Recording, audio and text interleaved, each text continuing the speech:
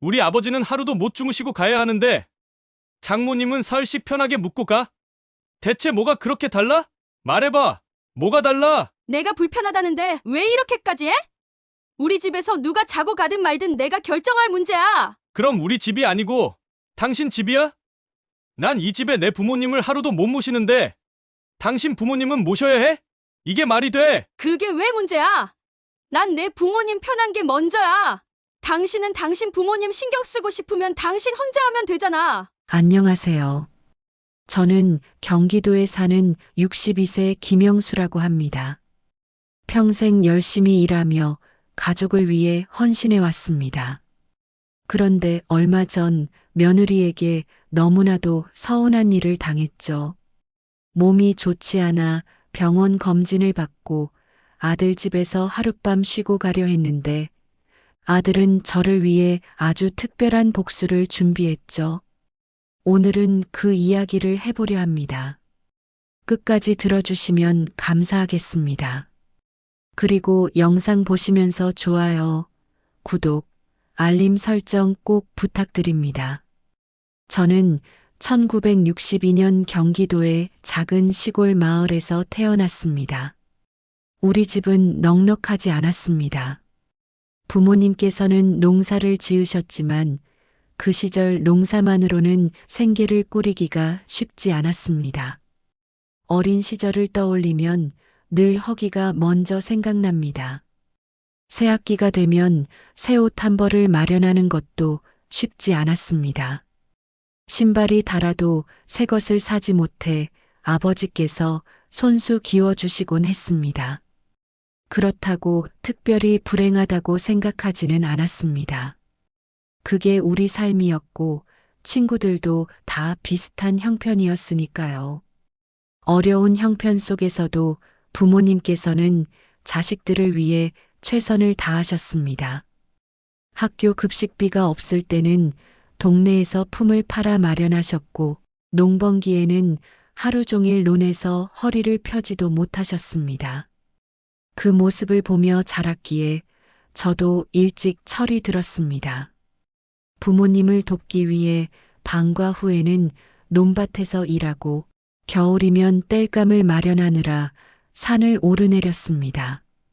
학창 시절은 길지 않았습니다. 중학교를 마치자마자 집안 형편 때문에 곧바로 공장에 취직했습니다. 서울 변두리에 있는 작은 철공소에서 일하게 되었고 그때부터 본격적으로 사회생활을 시작했습니다. 일은 고되고 힘들었습니다. 아침 일찍 출근해 밤늦게 퇴근하는 날이 많았고 기계 소음이 가득한 공장에서 하루 종일 서서 일해야 했습니다. 하지만 한 푼이라도 더 벌어야 했기에 불평할 여유가 없었습니다. 제 손에 들어온 월급 봉투를 부모님께 건네드릴 때면 비록 몸은 힘들어도 마음만큼은 뿌듯했습니다. 그렇게 청년 시절을 보내다가 28살에 아내를 만났습니다. 아내는 밝고 씩씩한 사람이었습니다. 저처럼 가난한 집에서 자랐지만 언제나 긍정적인 마음을 잃지 않는 사람이었습니다. 둘 다 가진 것이 없었기에 결혼식도 소박하게 치렀습니다. 예식장은 빌리지도 못하고 작은 식당에서 가족들끼리 식사하는 것으로 대신했습니다. 그렇게 시작된 결혼 생활은 쉽지 않았습니다. 아내와 함께 작은 단칸방에서 신혼 생활을 시작했습니다. 월세방이었지만 그래도 둘이 함께 있으니 힘이 났습니다. 아내는 늘 이렇게 말했습니다. 당신이 곁에 있으면 난 아무것도 안 무서워요. 그 말을 들을 때마다 더 열심히 살아야겠다고 다짐했습니다. 그래서 하루라도 더 일했고 쉬는 날에도 공사장에서 막일을 하며 돈을 모았습니다. 그렇게 악착같이 살다 보니 작은 전셋집으로 이사할 수 있었고 얼마 지나지 않아 아들이 태어났습니다. 아들은 우리 부부에게 가장 소중한 선물이었습니다. 갓난아기였을 때부터 어찌나 예쁘던지 퇴근하고 돌아와 아들을 보는 순간 하루의 피로가 모두 사라지는 듯 했습니다. 그때부터 저는 아들을 위해 더 열심히 살았습니다. 아이가 원하면 뭐든 해주고 싶었고 어렵게 살더라도 교육만큼은 제대로 시켜야겠다고 마음먹었습니다. 다행히 아들은 성실한 아이로 자랐습니다. 어려운 형편 속에서도 불평 한마디 없이 공부에 집중했습니다. 공부를 워낙 잘해서 명문대에 진학했고 졸업 후에는 좋은 직장에 취직했습니다. 아들이 대학을 졸업하던 해 저는 평생 일했던 공장에서 퇴직했습니다. 나이도 들었고 몸도 예전 같지 않아서 더는 버티기가 어려웠습니다. 그래도 후회는 없었습니다. 아들이 잘 자라준 것만으로도 제 인생은 성공한 것이나 다름없었으니까요. 아들은 직장에 다니면서도 저를 자주 챙겨주었습니다. 아버지, 시간 되시면 맛있는 거라도 드시러 가요. 몸은 괜찮으세요? 병원 다녀오셨나요? 이렇게 살뜰히 신경을 써주는 모습이 기특했습니다. 그리고 몇 년 전 아들은 결혼을 했습니다. 며느리는 처음에 참 싹싹하고 예의 바른 사람이었습니다. 아들도 행복해 보였고 저도 그런 모습을 보니 흐뭇했습니다. 결혼 후 둘은 독립해서 살았고 저는 그저 멀리서 응원하며 지냈습니다. 하지만 시간이 지나면서 며느리의 태도가 조금씩 변했습니다. 처음에는 저를 보면 밝게 인사하던 며느리가 점점 형식적인 태도로 바뀌었습니다. 처음에는 대수롭지 않게 여겼습니다. 요즘 젊은 사람들은 원래 표현이 서툰가 보다 생각했습니다.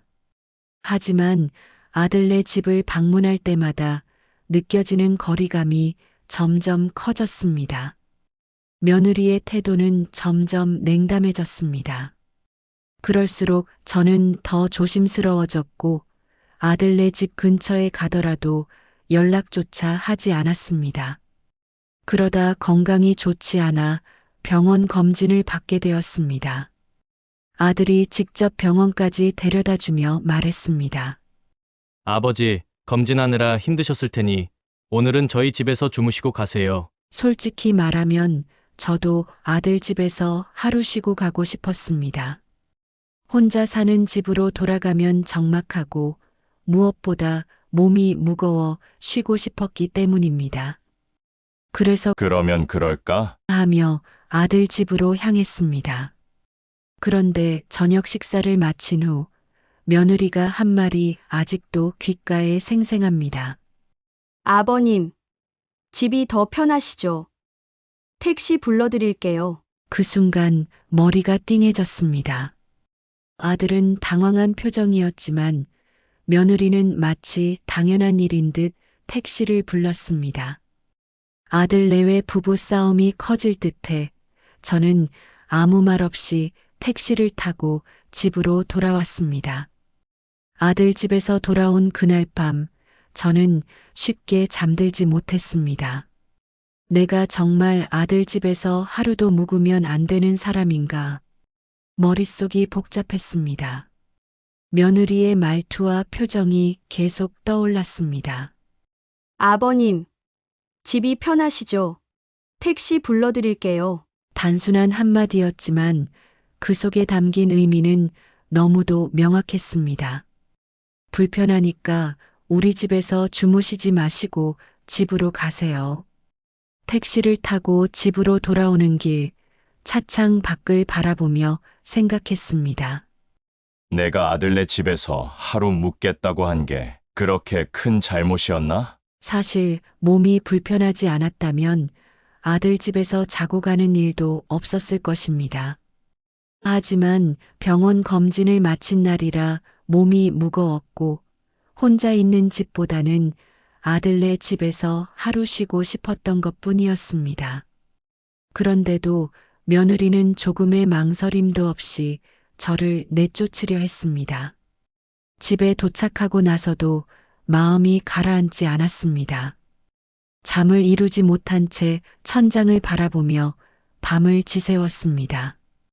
그 후로 며칠 동안 아들에게서 아무런 연락이 없었습니다. 아들도 내심 미안한 마음에 선뜻 연락을 하지 못하는 것 같았습니다. 저도 먼저 연락할 마음이 생기지 않았습니다. 그러던 어느 날 아들에게서 전화가 걸려왔습니다. 아버지, 시간 되시면 저녁 같이 드실래요? 아들은 별다른 내색 없이 평소처럼 밝은 목소리로 말했습니다. 아무 일도 없던 것처럼 행동하려는 것이 느껴졌습니다. 처음에는 마주하기가 조금 망설여졌습니다. 하지만 아들이 직접 연락을 해준 것이 고마워서 만나기로 했습니다. 그날 저녁 아들은 저를 동네 고깃집으로 데려갔습니다. 고기를 직접 구워주며 살갑게 챙겨주었습니다. 아버지, 요즘 몸은 좀 어떠세요? 괜찮다. 그냥 나이 드니 여기저기 쑤시는 거지. 그래도 건강 잘 챙기셔야죠. 다음에 또 병원 가실 일 있으면 저한테 꼭 말씀하세요. 아들은 일부러 더 다정하게 말하며 분위기를 풀려고 애쓰는 듯 보였습니다. 그러다 밥을 거의 다 먹을 무렵 아들이 조심스럽게 입을 열었습니다. 아버지, 며칠 전에 저 화나는 일 있었어요. 무슨 일인데? 아들은 잠시 망설이더니 낮은 목소리로 말했습니다. 장모님이 집에 오셨었거든요. 그런데 사흘이나 계시다 가셨어요. 그 말을 듣는 순간 어이가 없었습니다. 며느리는 나를 택시 태워 돌려보내면서 친정 엄마는 아들 집에서 사흘이나 묵게 했다고. 그런데 웃기죠. 아버지가 주무시고 가는 건 안 되고 장모님은 사흘이나 자도 괜찮다는 게. 아들은 쓴웃음을 지으며 말했습니다. 아들은 말을 이어갔습니다. 그래서 제가 가만히 있으면 안 될 것 같아서요. 그 말에 저는 고개를 들었습니다. 무슨 말이냐? 아들은 조용히 웃으며 말했습니다. 아버지, 기다려보세요. 제가 어떻게 하는지. 그 순간 아들이 뭔가 결심한 듯한 표정을 짓고 있었습니다. 하지만 저는 아들이 무슨 계획을 하고 있는지 알지 못했습니다. 한 달 만에 아들 집에 다시 손님이 찾아왔습니다. 바로 며느리의 어머니, 그러니까 장모님이었습니다. 아들은 미리 저에게 전화를 걸어 이렇게 말했습니다. 아버지, 장모님이 이번 주 저희 집에 또 오신대요. 사흘 정도 계실 것 같아요. 아들은 조용히 덧붙였습니다. 아버지, 이번에 제가 그냥 두고 보고만 있지 않을 거예요. 그 말을 듣고도 저는 반신반의했습니다. 아들이 아무리 속이 상했다고 해도 과연 며느리에게 무슨 말을 할 수 있을까 싶었습니다. 며칠 후 아들에게서 다시 전화가 왔습니다. 아버지, 오늘 저녁에 뭐 하세요? 별거 없다. 그러면 저희 집에 저녁 식사하러 오세요. 저는 잠시 망설였습니다. 사돈이 와 있다고 했으니 괜히 방문했다가 며느리가 더 불편해하지 않을까 싶었습니다. 하지만 아들은 단호하게 말했습니다. 아버지, 꼭 오세요. 그냥 집에 계시지 마시고요. 아들의 성화에 저는 아들 집을 찾게 되었습니다. 도착해보니 거실에는 며느리와 사돈이 나란히 앉아 있었습니다. 아들은 저를 보자마자 반갑게 맞이했습니다. 아버지 오셨어요? 오시느라 고생하셨어요. 저는 어색한 기분이 들었지만 조용히 자리를 잡고 앉았습니다. 사돈은 나를 보며 반갑게 인사했습니다. 나 또한 웃으며 가볍게 고개를 끄덕였습니다. 분위기는 평범한 듯 보였지만 아들은 뭔가를 준비하고 있는 것 같았습니다. 그리고 저녁 식사를 마칠 무렵 아들은 조용히 입을 열었습니다. 장모님, 주무시고 가실 거예요? 장모님은 고개를 끄덕이며 대답했습니다. 응, 오랜만에 왔으니 며칠 머물다 가려고. 그 말을 듣자마자 아들은 며느리를 바라보며 말했습니다. 여보, 장모님 택시 불러드려. 순간 며느리의 얼굴이 굳어졌습니다. 뭐? 장모님, 늦었으니 택시 타고 가세요. 집이 여기보다 더 편하시죠? 장모님도 당황한 듯 며느리를 바라보았습니다. 아니, 갑자기 왜 그래? 엄마 며칠 우리 집에 계실 거라고 말했잖아. 아들은 멀뚱멀뚱 며느리를 바라보며 말했습니다. 우리 아버지는 불편해서 안 된다고 택시 태워 보냈잖아. 하루도 못 주무시고 가셨는데. 며느리는 그제야 무슨 상황인지 깨달은 듯 했습니다. 그건 그동안 한 번도 볼 수 없었던 모습이었습니다. 아들은 평소 조용하고 온순한 성격이었습니다. 그런데 이번만큼은 단호했습니다. 며느리는 눈을 피하며 당황한 기색이 역력했습니다. 그건 다르잖아. 뭐가 달라? 아들은 며느리를 똑바로 바라보며 다시 물었습니다. 장모님은 되고 우리 아버지는 안 되는 이유가 뭐야? 며느리는 입을 꾹 다물었습니다. 아들의 말이 이어졌습니다. 당신이 말했잖아. 집에 사람이 있으면 불편하다고. 그래서 우리 아버지 택시 태워 보냈잖아. 그럼 똑같이 해야지. 장모님도 불편하지 않게 택시 태워 보내드려. 사돈은 그제야 상황을 파악한 듯 말을 아꼈습니다. 며느리는 당황하며 어쩔 줄 몰라 했습니다.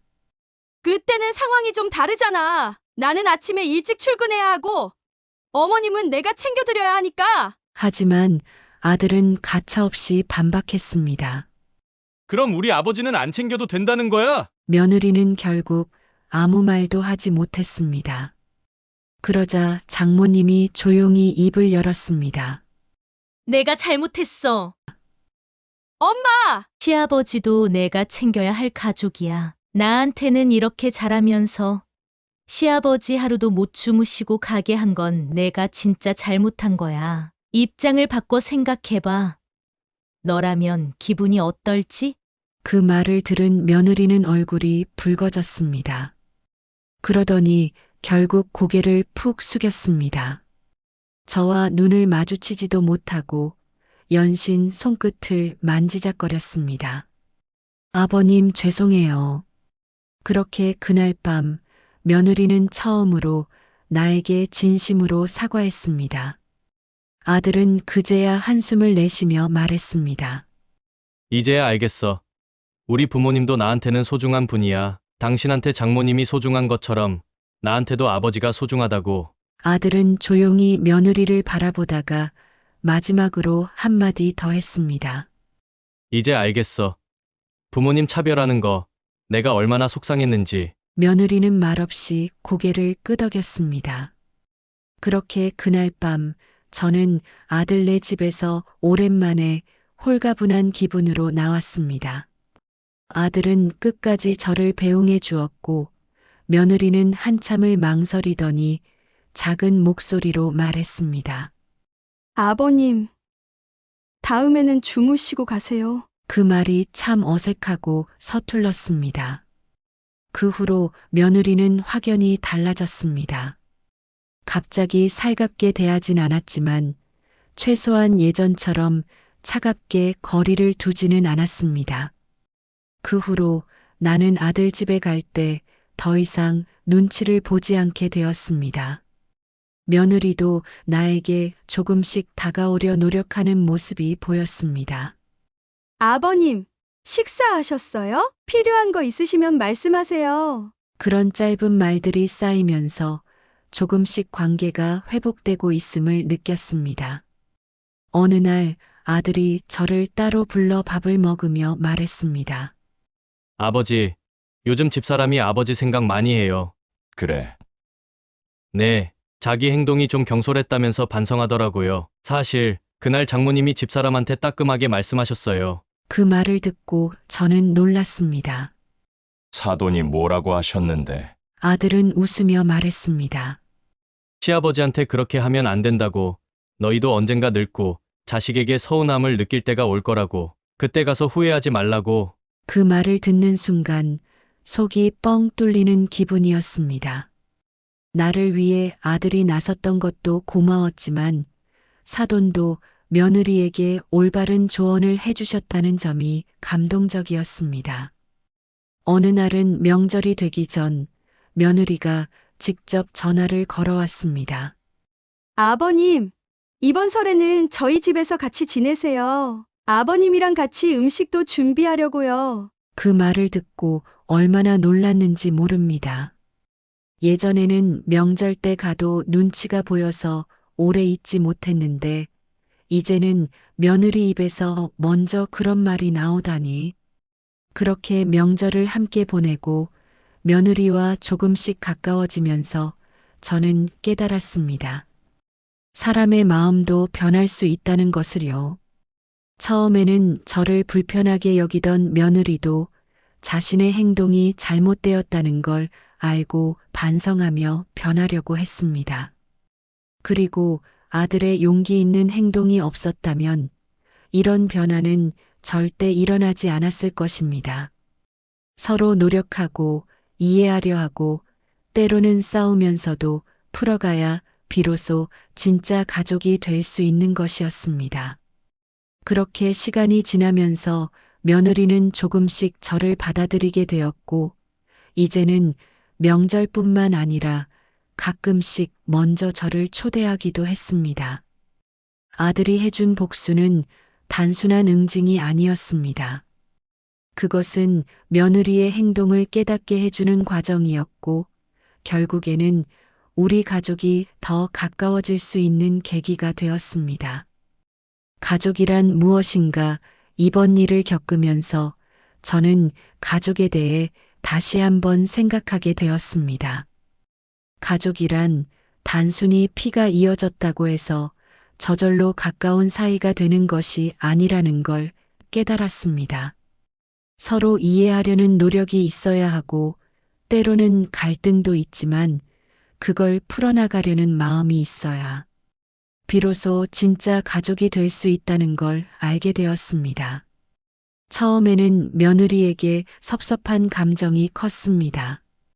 하지만 며느리도 그렇게 행동할 수밖에 없는 이유가 있었을지도 모릅니다. 그런 생각을 하니 저도 며느리를 조금 더 이해할 수 있을 것 같았습니다. 결국 중요한 것은 대화와 행동이라는 걸 깨달았습니다. 아무리 가까운 가족이라도 서로 대화를 나누지 않으면 이해할 수 없고 잘못된 행동이 있으면 바꾸려는 노력이 필요합니다. 물론 때로는 아무리 노력해도 관계가 회복되지 않는 경우도 있습니다. 가족이라고 해서 무조건 이해해야 하는 것도 아니고 무조건 희생해야 하는 것도 아닙니다. 서로 노력할 때만 비로소 진짜 가족이 될 수 있는 것입니다. 그래서 저는 아들에게 너무 고맙습니다. 끝까지 가만히 있지 않고 저를 위해 직접 행동해 준 것이 아버지로서 자랑스럽습니다. 그리고 사돈에게도 감사한 마음이 큽니다. 자기 딸의 편만 들지 않고 옳은 것이 무엇인지 알려주신 덕분에 며느리도 깨닫고 변화할 수 있었던 것이니까요. 이 영상을 보시는 분들께 혹시 저와 비슷한 경험을 하신 분들이 계신가요? 저처럼 며느리나 사위 때문에 서운했던 경험이 있으신가요? 아니면 반대로 시댁과의 관계에서 어려움을 겪었던 적이 있으신가요? 여러분도 댓글로 경험을 나눠주시면 감사하겠습니다. 혹시 비슷한 고민을 가지고 계신 분이 있다면 함께 이야기하면서 해결 방법을 찾아볼 수도 있으니까요. 이 영상을 보신 분들은 어떻게 생각하시나요? 여러분의 의견을 들려주세요. 이번엔 집에서 밥 먹고 가면 안 되겠니? 엄마, 힘드시잖아. 그냥 나가서 먹자. 엄마는 힘든 게 아니라 그냥 내가 집에서 밥 한 끼 먹어주면 좋겠어.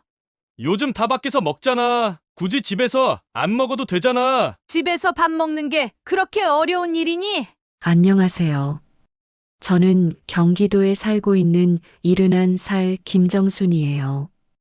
평생을 남편과 함께 작은 가게를 운영하며 바쁘게 살았어요. 새벽부터 밤까지 일했지만 그래도 자식들 밥은 꼭 챙겼어요. 부족함 없이 키운다고 했고 정말 최선을 다했다고 생각했어요. 그런데 요즘 들어 마음이 허전할 때가 많아요. 아들은 결혼하고 가정을 꾸렸어요. 잘 살고 있으면 된 거라고 생각했는데 이상하게도 자꾸 서운한 마음이 들어요. 아들이 바쁜 건 이해하는데 집에서 밥 한 끼 같이 먹는 게 이렇게 어려운 일일까요? 명절에도 생일에도 꼭 밖에서 보자고 해요. 처음엔 내가 힘들까봐 그러는 줄 알았어요. 그런데 외식할 때마다 자연스럽게 내가 계산하는 걸 보고 집에 오라는 말을 하면 머뭇거리는 걸 보면서 생각이 많아졌어요. 혹시 이제 나는 아들에게 그냥 밥 사주는 사람이 된 걸까? 나는 엄마가 해준 따뜻한 집밥 한 끼가 그리울 때가 있는데 아들은 왜 집에 오지 않으려고 할까요? 그 이유를 알게 된 순간 가슴이 철렁 내려앉았어요. 그리고 너무 서러웠어요. 지금부터 제 이야기를 들려드릴게요. 여러분도 저처럼 느껴본 적이 있다면 끝까지 함께 해주세요. 나는 가난한 집에서 태어났어요. 배불리 먹는 게 소원이었고 학교에서 나눠주는 옥수수빵 하나에도 행복해하던 시절이었어요. 그렇게 어렵게 자라다 보니 내 아이들만큼은 굶기지 않겠다는 다짐을 하며 살았어요. 결혼하고 남편과 작은 분식집을 시작했어요. 미용실을 하고 싶었지만 배운 게 없었으니 할 수 있는 일이 많지 않았어요. 처음엔 장사가 쉽지 않았어요. 하루 종일 손님을 맞이해도 남는 돈이 얼마 없었고 피곤에 절어 새벽에 겨우 눈을 붙일 때도 많았어요. 하지만 나는 아이 밥은 꼭 챙겼어요. 아무리 바빠도 아침밥은 꼭 해줬고 밤늦게라도 아이가 좋아하는 반찬을 챙겨주려고 노력했어요. 내 아이만큼은 허기진 채로 학교에 가지 않게 하겠다고 다짐했거든요. 아들은 착한 아이였어요. 공부도 곧잘했고 말썽 부리지 않았어요. 가끔 가게에서 늦게 돌아오는 날이면 엄마, 힘들지? 하면서 어린 손으로 내 어깨를 주물러 주던 아이였어요. 그렇게 애지중지 키운 아들이 어느새 장성에 결혼까지 했어요. 대학도 보내고 좋은 직장에도 취직했으니 이제 부모로서 할 만큼 했다고 생각했어요. 이제는 자식이 내 곁을 든든히 지켜줄 거라 기대했던 건 아니지만 그래도 가끔은 집에 와서 밥 한 끼 같이 먹어주겠거니 싶었어요. 하지만 아들은 점점 우리 집을 찾지 않게 됐어요. 처음엔 직장일이 바빠서 그런 줄 알았어요. 젊은 사람들은 다 바쁘다고 하니까. 하지만 시간이 지나면서 이상하다는 생각이 들었어요. 아무리 바빠도 친구들은 만나고 여행도 다니는데 정작 우리 집에는 오지 않더라고요. 처음에는, 엄마, 바빠서 이번 주는 힘들 것 같아요. 그 다음엔, 엄마, 그냥 나가서 밥 먹어요. 그리고 이제는 엄마, 집에서 안 먹는 게 편해요. 이 말을 들었을 때 나는 가슴이 철렁 내려앉았어요. 집에서 밥을 먹는 게 왜 불편할까? 우리 집이 좁아서 그런 걸까? 아니면 내가 차려주는 밥이 입에 맞지 않는 걸까? 혹시 며느리가 불편한 걸까? 별별 생각이 다 들었어요. 한 번은 아들에게 집에 오라고 했어요. 엄마가 맛있는 거 해줄게. 그런데 아들은 머뭇거리다가 결국 이렇게 말했어요. 엄마, 힘드시잖아요. 그냥 나가서 먹어요. 처음엔 나를 배려하는 말인 줄 알았어요. 하지만 가만히 생각해 보니 나를 위해서라기보다는 자기들이 불편해서 그러는 게 아닐까 싶었어요. 그리고 더 서운한 건 외식할 때마다 계산이 항상 내 몫이 된다는 거였어요. 한두 번도 아니고 만날 때마다 내가 내는 게 당연해져 있었어요. 처음에는 아들이 엄마, 내가 살게요. 했다가도 내가 됐다. 엄마가 낼게. 하면 물러섰어요. 그런데 이제는 내가 먼저 지갑을 꺼내지 않으면 아들은 계산서를 슬며시 내 앞에 밀어두기까지 했어요. 한 번은 일부러 가만히 있어 봤어요. 혹시라도 아들이 먼저 지갑을 꺼내나 싶었어요. 그런데 며느리는 어색한 표정을 지었고 아들은 계산서를 만지작거리다가 결국 내 앞에 놓았어요. 그 순간 깨달았어요. 아, 이게 당연한 일이 됐구나. 나는 자식이 힘들지 않게 해주려고 열심히 살아왔는데 이제는 내가 자식에게 밥 한 끼 얻어먹는 것도 어려운 사람이 되어버렸나 싶었어요. 이제는 집에서 밥을 먹자고 말하는 것도 조심스러워졌어요. 예전에는 언제 와서 밥 한 끼 먹고 가? 라고 자연스럽게 말했는데 이제는 그 말조차 꺼내기가 어려웠어요. 그러다 생일이 다가왔어요. 혹시라도 이번에는 집에서 밥을 먹겠다고 할까 싶어 기다렸어요. 하지만 아들은 전화를 걸어 이렇게 말했어요. 결국 올해도 집에서 밥을 먹는 일은 없겠구나 싶었어요. 나는 마지막으로 물어봤어요. 집에서 밥 먹으면 안 되니? 아들은 조금 당황한 듯 했지만 역시나 같은 대답이 돌아왔어요. 엄마, 힘드시잖아요. 그 말을 듣고 순간 피식 웃음이 나왔어요. 그렇게 서운한 마음을 꾹 누르고 아들이 정한 식당에서 만나기로 했어요. 그리고 그날 나는 처음으로 참았던 말을 꺼내기로 했어요. 아들이 집에서 밥을 먹지 않는다는 사실을 어느 정도 받아들이면서도 마음 한편으로는 여전히 답답한 기분이 가시지 않았어요. 처음에는 바빠서 그런 줄 알았고 며느리가 불편해할 수도 있겠거니 싶었어요. 한 번은 명절을 앞두고 아들에게 연락했어요. 예전 같으면 명절 전날 미리 와서 함께 전을 부치고 조용한 거실에서 도란도란 이야기 나누며 가족끼리 시간을 보내곤 했어요. 하지만 이제는 그 모든 것이 옛날 일이 되어버렸어요. 이번에도 집에서 밥을 먹자는 말은 꺼내지도 못하고 그냥 언제 볼 수 있냐고 물었어요.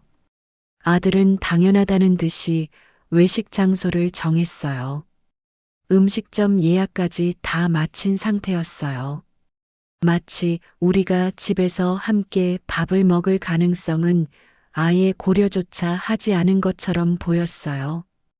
이제는 기대조차 하지 않으려고 했는데도 막상 그렇게까지 철저하게 선을 긋는 걸 보니 가슴 한구석이 답답해졌어요.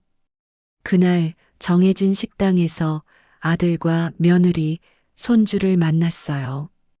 오랜만에 얼굴을 보니 반가운 마음도 들었지만 왠지 모르게 대화 내내 공허함이 느껴졌어요. 손주의 유치원 생활, 아들의 회사 일, 며느리의 새로운 취미 이야기를 들으며 웃었지만 정작 내가 하고 싶은 말은 하지 못했어요. 그리고 식사가 끝날 때쯤 예상했던 장면이 다시 펼쳐졌어요. 계산서가 테이블 위에 놓이자 아들은 아무렇지도 않게 나를 쳐다봤어요. 며느리는 물잔을 만지작거렸어요. 나는 지갑을 꺼내지 않고 가만히 있었어요. 혹시라도 아들이 먼저 계산하지 않을까 하는 생각에 기다려봤지만 아들은 눈치를 살피다 결국 계산서를 내 앞으로 밀었어요. 그 순간 참아왔던 감정이 한꺼번에 밀려왔어요. 처음에는 그냥 그러려니 했어요. 내가 부모니까 내가 사는 게 당연하다고 생각했어요. 그런데 어느 순간부터 당연한 일이 돼버렸어요. 한두 번도 아니고 매번 이렇게 되니 이제는 내가 아니면 밥값을 낼 사람이 없는 것처럼 느껴졌어요. 나는 묵묵히 지갑을 꺼내 계산을 했어요. 그런데 이상하게도 그날따라 손이 떨렸어요. 집으로 돌아오는 길 생각이 많아졌어요. 왜 나는 이제 아들에게 밥을 얻어 먹을 수 없는 사람이 된 걸까? 나는 한 번도 자식에게 뭔가를 바란 적이 없어요. 다만 가끔은 그 반대도 가능하지 않을까 싶었어요. 내가 베푸는 게 당연한 일이라면 언젠가 한 번쯤은 자식이 먼저 챙겨줄 수도 있는 거잖아요. 하지만 현실은 달랐어요. 나는 아들에게 그저 밥을 사주는 사람이 되어버린 것 같았어요. 한동안 나는 아들에게 집에서 밥 먹자는 말을 아예 하지 않았어요.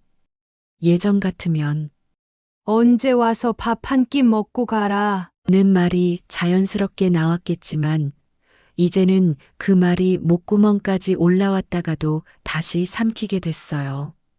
아들은 이미 집에서 밥을 먹는 것 자체를 피하고 있었고 내가 자꾸 권하면 더 멀어질 것만 같았어요. 그렇게 시간이 흘렀어요. 그리고 마침내 그 이유를 듣게 됐어요. 어느 날 더는 참을 수 없을 것 같아서 조심스럽게 물었어요. 왜 그렇게 집에서 밥 먹는 걸 피하니? 아들은 한참을 망설이다가 솔직하게 말했어요. 엄마, 솔직히 말하면 우리는 집에서 밥을 먹는 게 편하지 않아요. 나는 순간 멍해졌어요. 그동안 아들이 바빠서 혹은 며느리가 불편해서 그런 줄만 알았어요. 그런데 아들의 말은 그 이상이었어요. 그는 이제 우리 집에서 밥을 먹는 것 자체가 어색하다고 했어요. 아들은 계속해서 말을 이었어요. 엄마가 차려주시는 밥이 고맙긴 한데 이제는 그게 조금 부담스러울 때도 있어요. 엄마한테는 아무렇지 않은 일일 수도 있지만 우리한테는 꼭 예의를 차려야 할 것 같고 뭔가 신경을 써야 하는 자리처럼 느껴지거든요. 그 말을 듣고 가슴이 먹먹해졌어요. 나는 단순히 엄마가 해준 밥을 먹는 자리라고 생각했던 공간이 아들에게는 격식을 차려야 하는 자리가 되어버린 거였어요. 나는 가족이라면 당연히 함께 밥을 먹는 게 자연스러운 일이라고 생각했지만 아들은 그걸 이제 불편하게 느끼고 있었어요. 그날 이후 나는 더 이상 집에서 밥 먹자는 말을 하지 않기로 했어요. 그날 저녁 집에 돌아와 밥을 차리면서 문득 예전 생각이 났어요. 예전에는 온 가족이 모여서 함께 밥을 먹었어요. 아들은 반찬을 집어 먹으며 엄마, 이거 맛있다. 하고 말하곤 했어요.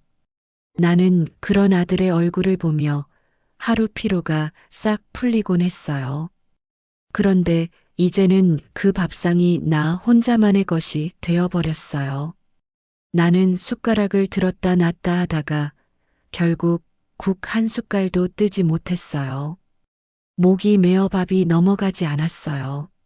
가족끼리 밥 한 끼 같이 먹는 게 그렇게 어려운 일이었을까? 나는 이제 아들에게 밥 사주는 사람이 되어버린 걸까? 그 생각이 들자 서러움이 밀려왔어요. 아들의 말이 계속 머릿속을 맴돌았어요. 엄마, 이제 집에서 밥 먹는 게 편하지가 않아요. 나는 그냥 가족끼리 밥을 먹자는 것이었지만 아들에게는 그게 더 이상 자연스러운 일이 아니었어요. 나는 그동안 가족이라는 이유로 당연하게 생각한 걸까? 가족이기 때문에 당연하다고 여겼던 것들이 이제는 아들에게 부담이 된 걸까? 한동안 나는 깊은 생각에 빠졌어요. 집에서 혼자 밥을 먹을 때마다 그 생각이 떠올랐어요. 예전에는 아무렇지 않게 지었던 밥이 이제는 왜 이렇게 의미가 커져버린 걸까? 그리고 더 큰 갈등이 시작된 건 바로 그 다음 명절이었어요. 나는 이번만큼은 집에서 식사를 하길 바랐어요. 명절이니까, 특별한 날이니까. 가족끼리 한자리에 모여 따뜻한 밥 한 끼 먹는 게 그렇게 어려운 일은 아니라고 생각했어요. 그래서 명절이 다가오자 아들에게 연락을 했어요. 이번에는 집에서 밥 먹자. 아들은 한참을 망설이더니 대답했어요. 엄마, 편하게 밖에서 먹어요. 식당 예약했어요. 그 말을 듣는 순간 속이 턱 막혔어요. 나는 참을 수가 없었어요. 이번에는 꼭 집에서 먹어야 한다는 생각이 들었어요. 그래서 다시 한번 말했어요. 명절이잖아. 예전처럼 같이 모여서 밥 한 끼 먹었으면 좋겠어. 하지만 아들은 또다시 피하려 했어요. 엄마, 그냥 밖에서 먹어요. 집에서 먹으려면 음식해야 하고 서로 힘드니 그냥 밖에서 외식해요. 나는 더는 참지 못하고 말해버렸어요. 너한테는 가족끼리 집에서 밥 한 끼 먹는 게 그렇게 힘든 일이니? 명절 당일 나는 결국 혼자 차례 음식을 준비했어요. 예전에는 남편과 아들이 함께 도와주기도 했는데 이제는 아무도 없었어요. 식탁에 음식을 차려놓고 혼자 앉아 있으려니 괜히 울컥했어요. 그렇게 혼자 밥을 먹고 있는데 아들에게서 전화가 왔어요. 엄마, 우리 지금 출발해요. 하지만 나는 이미 마음이 닫혀버린 상태였어요. 아니다, 올 필요 없다. 그냥 가라. 엄마 괜찮다. 전화를 끊고 나서도 한동안 멍하니 앉아 있었어요. 나는 가족을 기다리고 있었는데 정작 가족은 나와 함께하려 하지 않았어요. 그날 이후 아들과의 관계는 더욱 멀어졌어요. 그 후로 한동안 아들과 연락을 하지 않았어요. 나도 일부러 연락을 피했고 아들도 더 이상 먼저 전화를 걸지 않았어요. 그러던 어느 날 아들이 먼저 연락을 해왔어요. 엄마, 이번 주말에 시간 돼요? 나는 순간 반가운 마음이 들었어요. 혹시라도 이번에는 집에 오겠다는 말일까? 아니면 나를 자기 집으로 초대하는 걸까? 기대를 품고 대답했어요. 시간 되지. 왜? 그런데 돌아온 말은 똑같았어요. 엄마 오랜만에 외식할까요? 그 말을 듣는 순간 더 이상 참을 수가 없었어요. 나는 한숨을 쉬며 조용히 대답했어요. 나는 이제 너희랑 밥 먹고 싶지 않다. 아들은 당황한 듯 했어요. 엄마, 왜 그래요? 나는 너희에게 그냥 밥 사주는 사람이니? 엄마 집엔 오지 않고 툭하면 밖에서 외식하자고 말하면서 왜 너희는 한 번도 계산을 안 하니? 아들은 아무 말도 하지 못했어요. 나는 계속해서 말을 이어갔어요. 엄마는 한 번이라도 집에서 밥 같이 먹어줬으면 했어. 예전처럼은 아니더라도 가끔은 말이야. 그런데 내가 이제 우리 집에서 밥을 먹는 게 어색하고 불편하다니 나는 이제 뭘 어떻게 해야 할지 모르겠다. 그제야 아들은 작게 한숨을 쉬었어요. 그리고 조용히 말했어요. 엄마, 미안해요. 그런데 저도 이제 가정이 있고 생활 방식이 바뀌었어요. 엄마 집에서 밥을 먹는 게 이제는 예전 같지가 않아요. 그 말이 너무 가슴을 후벼 팠어요. 나는 울컥하는 감정을 꾹 눌러 참으며 대답했어요. 그래, 이제 알겠다. 그리고 전화를 끊었어요. 그날 밤 나는 잠을 이루지 못했어요. 그날 이후 나는 더 이상 아들에게 집에서 밥을 먹자는 말을 하지 않았어요. 아들과의 대화 이후 나는 한동안 아무런 연락도 하지 않았어요. 일부러 연락을 피한 건 아니었지만 자연스럽게 그렇게 됐어요. 매번 먼저 안부를 물어보고 먼저 만나자고 했던 건 나였어요. 그런데 이번엔 아들이 먼저 연락하지 않으면 그냥 그대로 지내보기로 했어요. 그리고 며칠, 몇 주가 흘렀어요. 아들은 연락이 없었어요. 나는 다시 혼자가 된 기분이었어요. 집안은 조용했고 밥을 차려도 입맛이 없었어요. 예전에는 가족을 위해 음식을 했지만 이제는 혼자 먹기 위해 하는 일이 점점 귀찮아졌어요. 그러던 어느 날 냉장고를 열어보니 반찬이 거의 떨어져 있었어요. 장을 보러 가야 할 것 같았지만 이상하게도 몸이 움직이지 않았어요. 내가 먹을 건데 뭐 대충 있으면 되지 하는 생각이 들었어요. 예전 같으면 아들이 올지도 모른다는 기대에 반찬을 넉넉하게 준비했겠지만 이제는 그러고 싶지 않았어요. 그렇게 시간을 보내던 어느 날 아들에게서 연락이 왔어요. 엄마, 잘 지내? 나는 반가운 마음에 바로 대답하고 싶었지만 한 박자 늦게 답했어요. 그냥 그럭저럭 지낸다. 아들은 조금 머뭇거리더니 조심스럽게 말을 이었어요. 엄마, 이번 주에 시간 돼. 우리 밥 한번 같이 먹자. 나는 순간 또 외식하자는 얘기인가 싶어 전화를 끊으려고 했어요. 그런데 아들이 덧붙였어요. 집에서 먹자. 내가 반찬 좀 사갈게. 그 말을 듣는 순간 제가 잘못 들은 게 아닌가 싶었어요. 아들이 먼저 집에서 밥을 먹자고 한 건 정말 오랜만이었어요. 나는 순간 울컥했지만 담담한 척 대답했어요. 그래, 그러자. 그날 아들은 장을 봐서 왔어요. 장바구니에는 고기며 채소며 여러 가지 반찬거리가 들어 있었어요. 며느리는 함께 오지 않았지만 아들이 혼자라도 왔다는 사실이 반가웠어요. 나는 천천히 식탁을 차렸어요. 오랜만에 아들과 함께 밥을 먹는다는 생각에 기분이 묘했어요. 아들은 내가 반찬을 내놓는 걸 보면서 어색한 듯 했어요. 엄마, 너무 많이 하지 마. 그냥 간단하게 먹자고 했잖아. 나는 웃으며 대답했어요. 그래도 내가 오랜만에 집에서 먹는다는데 대충 차릴 수 있겠니? 그렇게 한 상을 차려놓고 아들과 마주 앉았어요. 밥을 먹으며 우리는 별거 아닌 이야기들을 나눴어요. 아들의 회사 일, 손주의 유치원 생활, 며느리의 새로운 취미. 대화는 자연스러웠지만 나는 한 가지를 더 묻고 싶었어요. 그리고 결국 조심스럽게 입을 열었어요. 너는 왜 갑자기 집에서 밥을 먹자고 한 거야? 아들은 잠시 멈칫하더니 밥알을 꼭꼭 씹으며 대답했어요. 그냥 엄마 생각이 많이 나더라고. 나는 아들의 말에 가만히 고개를 끄덕였어요. 그날 이후 아들은 가끔씩 집에 와서 밥을 먹었어요. 물론 예전처럼 자주 오는 건 아니었고 가족이 함께 밥을 먹던 그 시절로 완전히 돌아간 건 아니었어요. 하지만 가끔이라도 얼굴을 보고 같이 식탁에 앉아 밥을 먹을 수 있다는 것만으로도 나는 충분했어요. 나는 더 이상 아들에게 집에서 밥 먹자는 말을 하지 않았어요.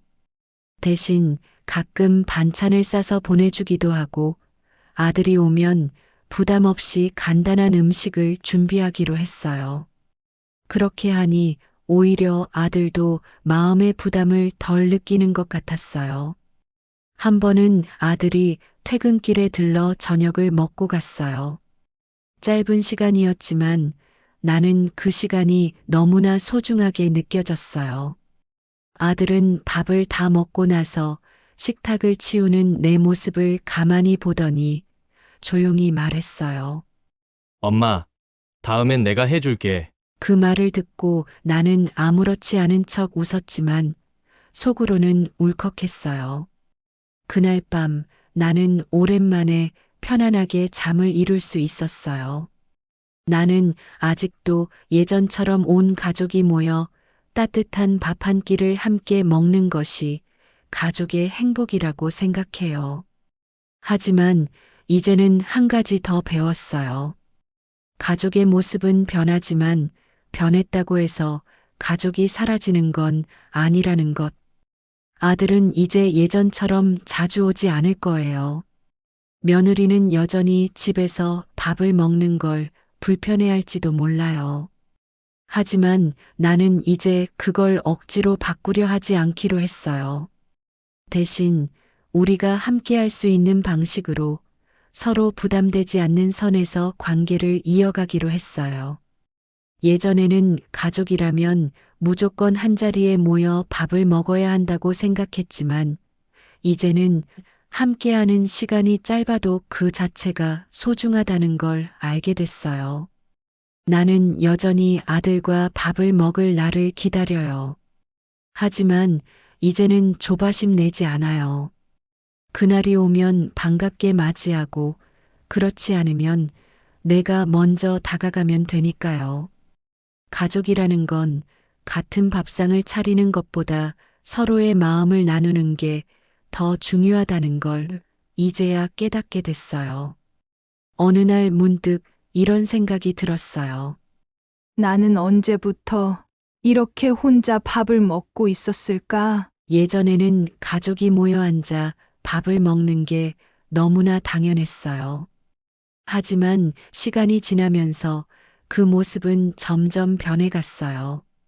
처음에는 그 변화를 받아들이기가 쉽지 않았어요. 아들이 집에서 밥을 먹지 않으려 한다는 사실이 너무나 서운했고 이해되지 않았어요. 단지 따뜻한 밥 한 끼 같이 먹자는 게 그렇게 어려운 일일까 싶었어요. 하지만 이제는 알 것 같아요. 가족의 모습도 변하고 관계도 변한다는 걸. 예전에는 당연했던 것들이 시간이 지나면 더 이상 당연한 일이 아니게 되는 순간이 와요. 나는 여전히 한 식탁에서 밥을 먹는 것이 가족의 정이라고 생각했지만 아들은 그것이 불편하다고 느꼈어요. 처음에는 그걸 이해할 수 없었지만 이제는 조금씩 받아들이려고 해요. 나는 여전히 아들이 집에서 밥을 먹길 바래요. 하지만 이제는 강요하지 않아요. 대신 내가 할 수 있는 방식으로 사랑을 표현하려고 해요. 반찬을 싸서 보내주기도 하고 짧은 시간이라도 만나서 따뜻한 차 한 잔을 나누기도 하고 가끔은 아들의 집에서 밥을 얻어먹기도 해요. 우리는 여전히 가족이에요. 다만 그 형태가 조금 달라졌을 뿐이에요. 이 영상을 보고 계신 분들 중에도 저처럼 자식과의 관계로 고민하는 분들이 계실 거예요. 예전처럼 자주 연락하지 않아서 서운하다. 명절에도 밖에서만 만나려 해서 섭섭하다. 이제는 내가 먼저 연락하지 않으면 아무 소식도 없다. 아마 많은 부모님들이 비슷한 감정을 느끼고 계실 거예요. 하지만 저는 이제 생각이 조금 달라졌어요. 가족은 꼭 한 식탁에 모여야만 유지되는 게 아니에요. 한 공간에 있어야만 사랑이 이어지는 것도 아니에요. 가족은 서로의 마음을 이해하려고 노력할 때 비로소 유지될 수 있는 거예요. 예전에는 아들이 예전처럼 자주 집에 와서 밥을 먹어주길 바랐어요. 하지만 이제는 바라는 것이 달라졌어요. 아들이 바빠서 자주 오지 못해도 만나면 따뜻하게 안아주고 짧은 대화 속에서도 진심이 느껴지면 그걸로 충분하다고 생각해요. 지금은 혼자 밥을 먹는 날이 많아졌어요. 하지만 예전처럼 그게 외롭게 느껴지지는 않아요. 나는 여전히 가족을 사랑하고 내 방식대로 아들을 위해 해줄 수 있는 일들을 하면서 하루하루를 살아가고 있어요. 그리고 언젠가 아들이 다시 따뜻한 밥 한 끼를 함께 먹고 싶다고 할 날이 오겠죠. 그날이 오면 나는 언제든 기쁜 마음으로 맞이할 거예요. 가족이라는 건 서로가 마음을 나누고 싶은 순간에 다가갈 수 있으면 그걸로 충분한 거니까요. 오늘도 끝까지 제 이야기를 들어주셔서 감사합니다. 혹시 여러분도 저와 비슷한 경험이 있으신가요? 댓글로 여러분의 이야기를 남겨주세요. 서로의 이야기를 나누면서 우리가 얼마나 비슷한 감정을 안고 살아가는지 함께 이야기해 보면 좋겠습니다. 그리고 이 영상이 공감이 되셨다면 구독과 좋아요, 알림 설정도 부탁드릴게요. 오늘도 따뜻한 하루 보내세요. 이 영상을 보신 모든 분들의 앞날에 건강과 행복이 가득하시기를 바랍니다.